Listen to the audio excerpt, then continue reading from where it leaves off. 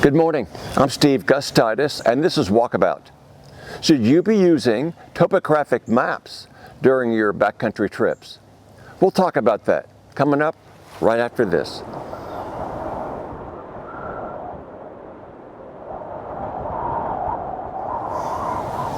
A map with squiggly lines on it, like the one up here in the corner, is called a topographic map, or Topo-Maps for short. These squiggly lines on the Topo-Maps are called contour lines. Contour lines show elevation. So along the same contour line, every point along that line is the same elevation above sea level. So why should we be using topographic maps rather than, let's say, a Garmin to help us plan and navigate while we're out hiking in the backcountry? The answer is simple. A topographic map will enrich your backcountry experience in a way that a Garmin just never could. A topo map can give you a mental picture, a bird's eye view, a snapshot of approximately 50 square miles in the area where you're hiking and backpacking.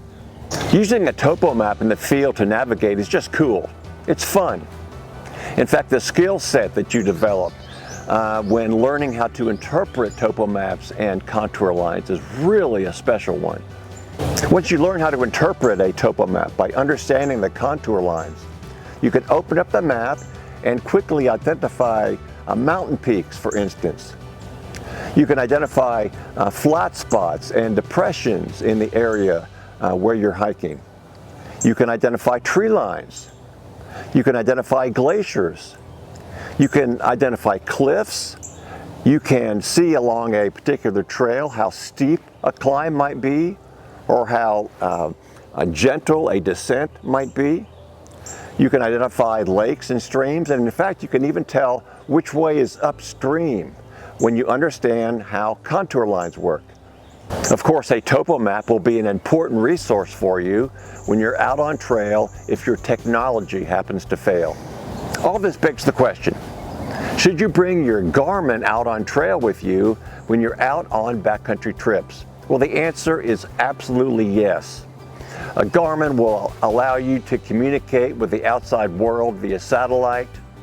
The Garmin allows you to send out an SOS emergency signal if you're in trouble while in the backcountry. And when visibility is poor, when you're in bad weather, for instance, a Garmin will be a critical resource to help you navigate when a topo map all by itself will be fairly ineffective.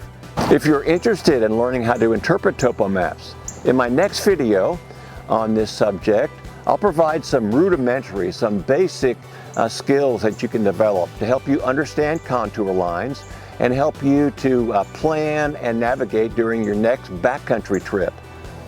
But I can't tell you this, nothing is more satisfying than stopping on trail, taking out your topo map and spreading it out on the ground, taking a look and asking yourself, okay, where the hell am I? I hope you enjoyed the video today. Give it a thumbs up and don't forget to subscribe. I'll look forward to seeing you next time here at Walkabout.